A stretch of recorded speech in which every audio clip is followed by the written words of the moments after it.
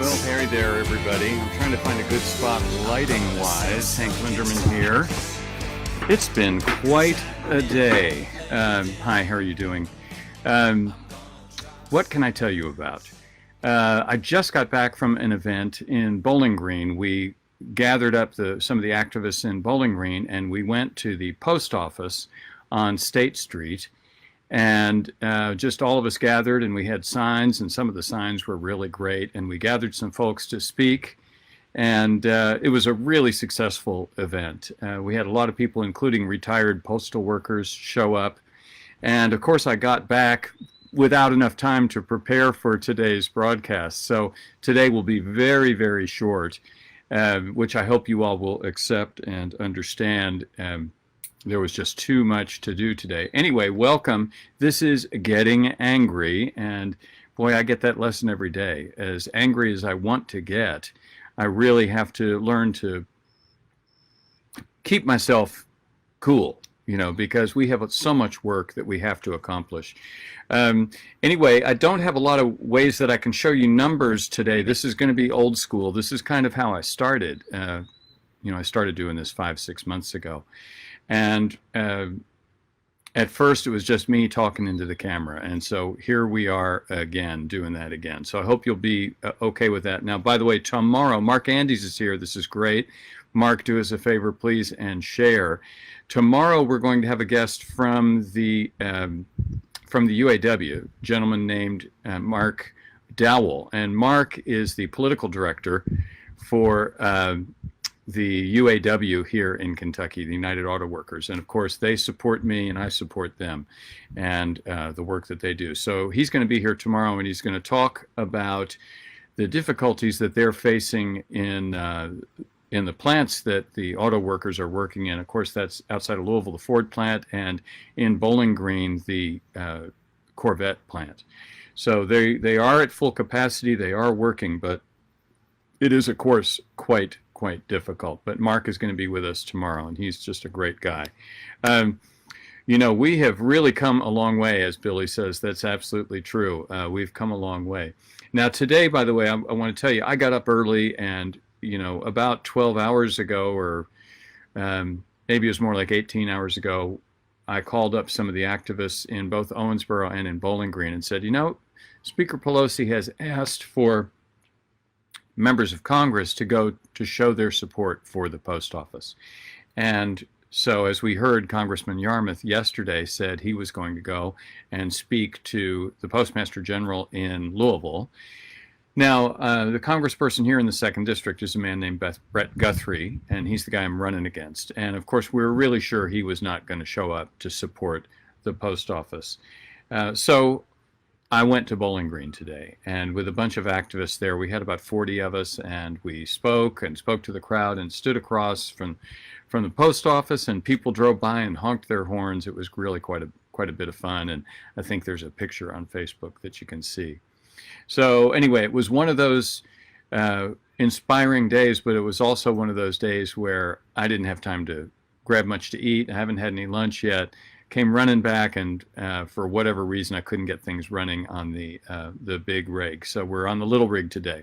But maybe this is a good time to talk about the contract for rural and working America. And I think that might be a really good time to talk about this.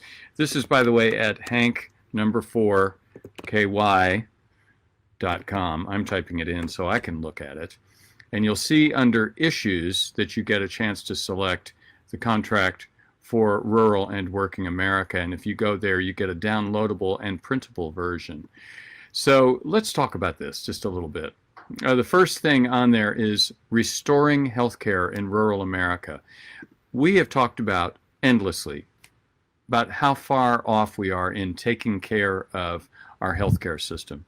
And in fact, I believe on Thursday, Dr. Gregg is going to come back, and Dr. Gregg made it clear that he favors some sort of single-payer system, as does John Yarmouth said yesterday. So obviously fixing healthcare.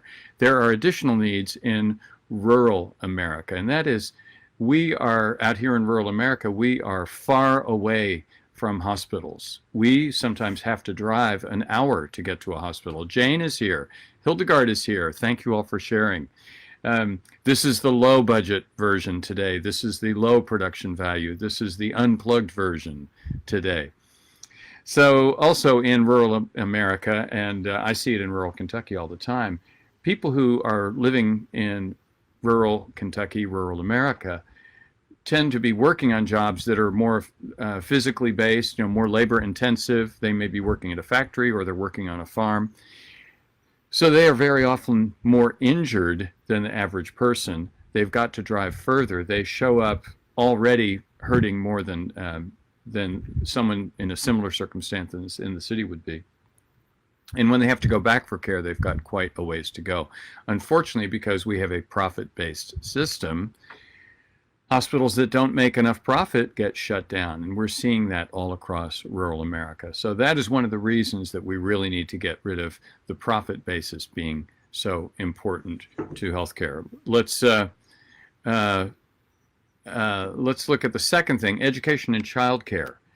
Education and childcare, we also recognize that we have all kinds of problems, including that childcare should be something that we just simply provide the way we provide public school. And, we're not willing to pay people enough money.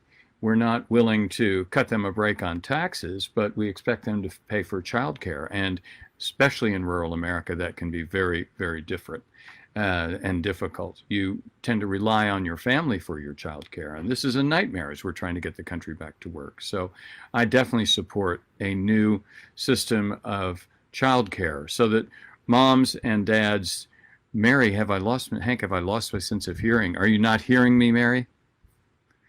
Mary's acting like she can't hear me. I'll look at my settings right now and make sure that you should be hearing me. Looks like you should be hearing me. So yeah, my built-in microphone appears to be working. Hi, Nancy, how are you?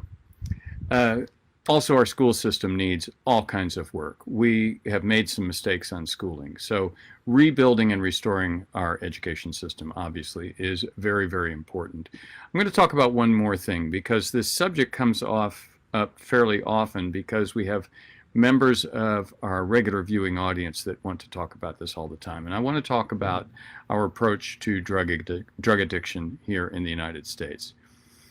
We, in the United States, we criminalize addiction. We will put you into prison if you are found to be using illegal drugs. We put you into prison. And one of the drugs we do that with is cannabis. By the way, I favor legalized cannabis. I don't believe that it leads to other drugs any more than French fries do. And cannabis also would mean that we would have additional ways of dealing with pain instead of having to rely on opioids, which cause a whole other level of problem. But anyway, we have criminalized addiction. And that means that, for example, say you have gone to prison for doing something you shouldn't have done. And by the way, when I say decriminalize addiction, that means that the fact that you're addicted to a drug shouldn't land you in prison. Now, again, if you break the law while you're high, yes, you should go to prison. You should, if you break into someone's house, if you wreck a car, if you should be punished if you're doing things while you're high that are against the law. But I know of people who, when they got out of prison, they got pulled over for a broken taillight, and they were tested and found to have been high, right? And they were sent straight back to prison for years. This is the wrong approach to this. This is one of the ways that we criminalize addiction. We should be putting folks like that back into rehab. We also have allowed opioid companies, big pharmaceutical companies that make billions and billions of dollars off of providing painkillers. We've allowed them to oversell them and allowed us to be misled by them. I remember in the 90s, there was a whole conversation from pharmaceutical companies, and they said, we've got these new drugs, they won't addict you, you can take them, they'll deal with your pain. In fact, we view pain as one of the important signs of life. And they would say to doctors, in fact, you're a bit of an ass if you won't prescribe our drugs. So these drugs got overprescribed, and especially we found out that, oh yes, these drugs could addict you. And in fact, the longer you were on your initial dose, so if you were prescribed something and you were there for, if you were given a dose, say that you hurt your hip, and you were given a dose of opioids that would last for 8 days. If you were prescribed it for 9 or 10 days, the 8 days appeared to be the cutoff. After that, you were more likely to be on that drug 2 years later. And this story is over and over and over again. I meet people that were doing their job at work, or their daughter was at a party and fell and hurt herself and got prescribed an opioid and they wound up losing their jobs, they wound up living on the street, they wound up, in many cases, overdosing and dying. And yes, David Royce is here, and I thought that David would be wanting to talk about this. Back to Jane, by the way, mentions that if you're black and you get busted for marijuana, for example, you're almost 4 times as likely to go to prison. So our laws about cannabis in particular are part of systemic racism that we need to address, which is why making it legal. Turns out marijuana is popular, and white people like it, black people like it. Everybody seems to like this, or a lot of people do. We should stop putting people into prison over marijuana. Okay, we can use it for painkillers. By the way, states with legalized cannabis have lower rates of use of painkillers, lower rates of abuse, and lower rates of addiction and overdose and death by overdose. So this might be a financial disincentive to some of these pharmaceutical companies to allow marijuana to become legal. David Royce is saying he met a 62-year-old woman today who's raising her grandchildren. Her son is in ICU dying today. We do have to treat people that, oh yeah, Jane says we're still doing pain in her hospital, the 5th vital sign. You know, I don't know. I think that's a scary thing, particularly when it gets related to opioids. I think that's a scary way to approach this. Now, one of the ways we can stop the death rate related to opioids and to painkillers, to these highly addictive substances, is to provide a safe dose to them and make it legal. And this is what we are doing in, I believe there are clinics in Portland, Oregon, and there may be some clinics in San Francisco that provide a legal supervised dose. So you go to a clinic, if you're a registered addict and you've got an opioid problem, you go to a clinic and they give you a dose in the morning. You can go off to work or go off to wherever you were going and come back in the evening and get your second dose. And this is pretty much all they do. Just by doing that, you cut the death rate. In fact, in Amsterdam, they do this. You know, we measure deaths by addiction and by overdose in this thing in terms of deaths per million. In Kentucky, we've got a pretty serious problem, and I believe we're at around 270, 280 deaths per million per year. In California, because they have legalized marijuana, we believe that this is why their deaths are lower. They're at about 111 deaths per million per year, almost 40 million people in California. In Amsterdam, they have cut this rate to 11 deaths per million per year. So that is a very, very small amount. So that is something that I believe the United States probably needs to just do, that we simplify this. And David Royce points out, at least they would be alive. This appears to stop the death rate just by making a safe dose available to them. And I realize we get into some moral issues that folks don't necessarily want to feel like they're condoning the use of drugs that are illegal, and for them it's a moral issue. But you know, people change their minds when someone in their family becomes addicted, when someone in their family loses control of this. And when someone gets addicted in a family, it affects a lot more than that family member, and it affects the immediate family, it affects their friends, it expands out quite a ways.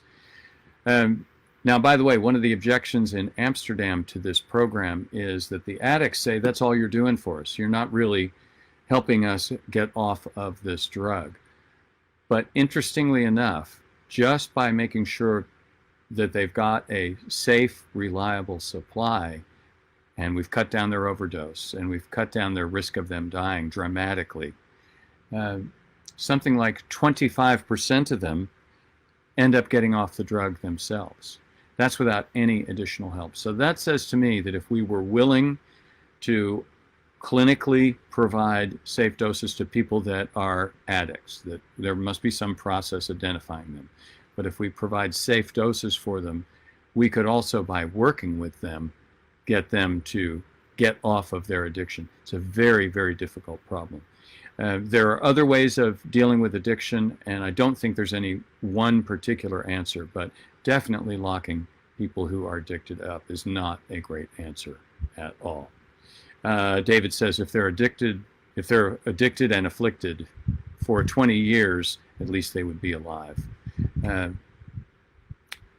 Jane says there are some people in society that believe society would be better off if all addicts were dead. Well, that's I'm not there. I think we have to be a bit more kind and accepting of each other than that, because there, but for the grace of God.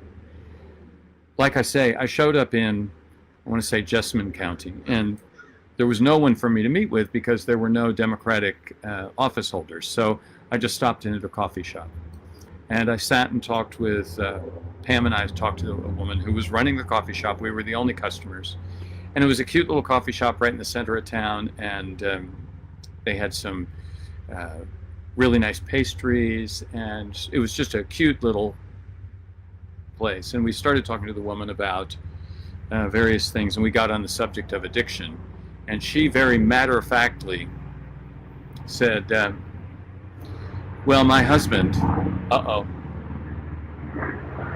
helicopters going overhead. I'm sure you can hear them. She said, my husband, and she made it clear this was her ex-husband. They'd been married for a time, and they were both working. They both had great jobs. And the husband got injured at work at the factory he was working at. And they took him to the hospital, and he was treated, and part of his treatment was they gave him OxyContin. And after a few weeks of it, he was physically getting better. His injury was getting better, but he was needing more and more of the oxy, and this kept accelerating. And so over a period of a year, he got to the point where he simply couldn't handle it. And after about a year, she said she and the children had to leave. And they tried everything they could to get this man, her husband, off of the drug. And so they ended up leaving. And a year after that, he overdosed and killed himself. Now, bear in mind, this was someone who had never tried the drug until he had gotten injured. He had been prescribed this addiction. These are the companies that fund our Congress. These are the companies that buy access to congressmen. And I believe Brett Guthrie, according to OpenSecrets.org, they have him identified as the #3 recipient of pharmaceutical contributions. I believe Mitch McConnell is #1 in the Senate. These are the reasons that we have government officials like this in our Congress, in our Senate. So I would certainly hold these companies to much higher standards. I would certainly expect them to know what they're telling us when they say it's not addictive. They better actually mean it, and they'd better be held responsible for when they say that sort of thing. Thank you all for being here today. I'm going to go ahead and wind this up, and thank you all for showing up day after day. And tomorrow, I swear I'll have my production back together. Meanwhile, would you like a nice view of the lake? I'm going to move over here, see if you can see it. There's the beautiful view of the lake. I sure love looking at it every day. Anyway, thank you all for being here. You know I love you, and I'll see you tomorrow, okay? Here on Getting Angry.